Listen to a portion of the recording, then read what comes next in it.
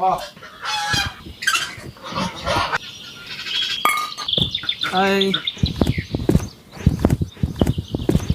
मामा मामा मामा मामा मामा.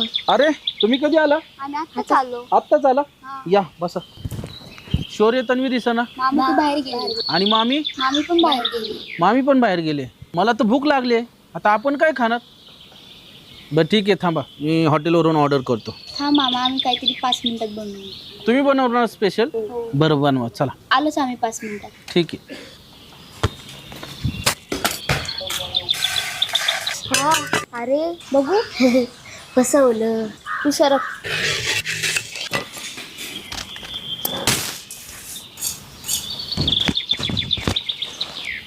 अरे वा, भेळ बनवली तुम्ही. बसा, आपण बसून खाऊया.